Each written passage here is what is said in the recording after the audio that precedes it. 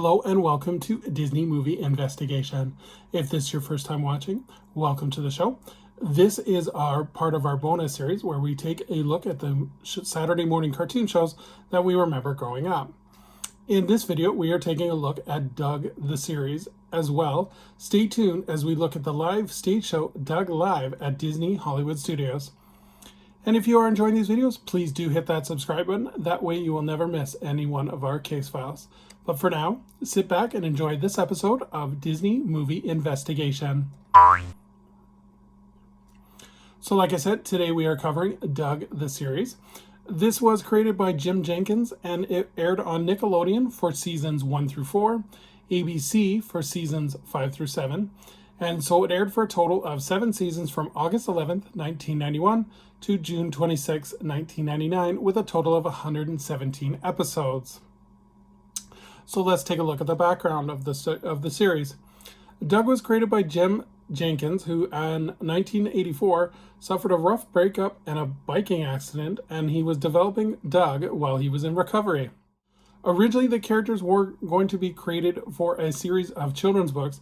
However, this was rejected by all of the major publishing houses. Doug then appeared in an animated commercial for the Florida grapefruit growers in 1988, and then as a bumper for the USA Network in 1989. Jenkins then met with developing network Nickelodeon to pitch Doug as an animated series. Nickelodeon then debuted a short on their show Nicktoons to see what the audience reaction would be for Doug. The premise of the show is an autobiographical experiences of Jenkins' experiences while growing up in Virginia. A lot of these stories come from personal experiences. And ultimately, the show premiered on August 11th alongside both Rugrats and the Ren and Stimpy show. So in terms of the overall premise of the show, Doug Funny is an 11-year-old boy who wants to stand out among his friends. Doug has a vivid imagination and a strong sense of right and wrong. This series revolves around Doug's journal entries and recalling his experiences with his parents, sisters, and friends. In terms of the cast, we have Billy West, who plays Doug Funny and Roger Klotz for seasons 1 through 4. Tom McHugh would take over the role of Doug Funny from seasons 5 through 7. Fred Newman voices Porkchop and Skeeter. Constance Showman does the voice of Patty Mayonnaise, and Alice Platate does the role of BB. So Jenkins' deal with Nickelodeon was to produce 65 episodes, and Nickelodeon would air them in 13-episode chunks per season. After 4 seasons and 52 episodes, Nickelodeon decided not to air the remaining 13 episodes. Nickelodeon was saying that the show was too expensive, and this also occurred during a budget freeze, and Nickelodeon was tightening their belts in terms of what to spend on. In 1996, however, Walt Disney Production had purchased ABC alongside the rights to Doug. So Disney also secured the rights and future episodes of Doug, while Nickelodeon retained the previously aired episodes.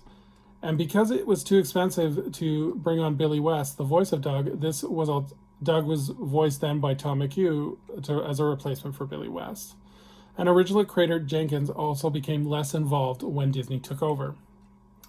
So in terms of the legacy of the show was released on both home video with Sony Home Entertainment and Walt Disney Home Entertainment, depending on which seasons you wanted, either the Nickelodeon or the Disney versions.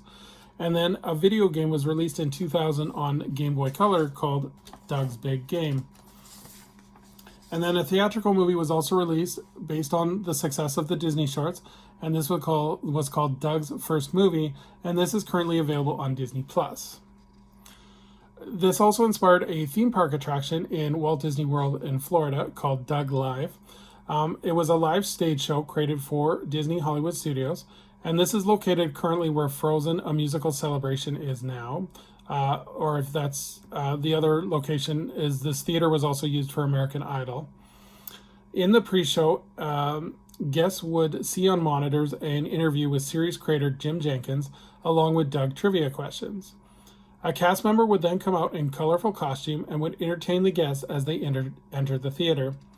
The cast member would then select several guests who would get to participate in the show, And then the show follows Doug, who tries to win the heart of Patty Mayonnaise after he wins tickets to his favorite band. Skeeter, Roger, and Porkchop are also in the show, and four additional adult guests would be chosen to play the rock band members of the Beats, which was Doug's favorite rock band in the show. And then one child guest would be chosen to help Quailman in a fantasy sequence, and Quailman was Doug's alter ego in his fantasy sequences in the show. And then occasionally Doug and Patty were also seen around Hollywood studios for character meet and greets.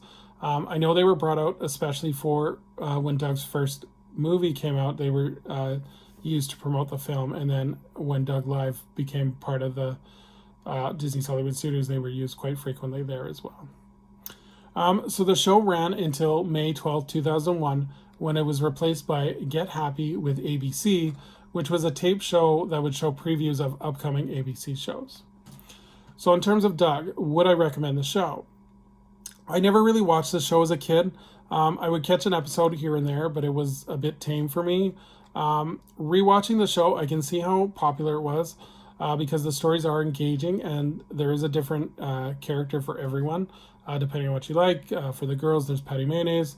For kind of the tame kids, there's Doug. So yeah, I think that's really engaging. I like how the stories deal with real issues, such as the importance of having friends in high school, how to talk to girls, peer pressure, and bullying. The only negative for me is the character designs are non-consistent. Like Doug and Patty look pretty tame and down to earth, while you have Skeeter, Roger, and BB look like they're aliens from another planet. It just doesn't make any sense. It was off-putting for me. So like I said, the Disney shows are available on streaming on Disney+. So I definitely recommend checking them out because it's decent. They're decent shows. And yeah, I just think Doug is one of those shows that we all remember growing up. So thank you for joining us here on Disney Movie Investigation. Please leave a comment what you think of the show Doug, or if you'd ever seen Doug Live, what did you think of the show? So for our next bonus video, we're going to explore the world of Thundera as we look at the classic Thundercats. So until next time, I hope you have a magical day, and we will see you real soon.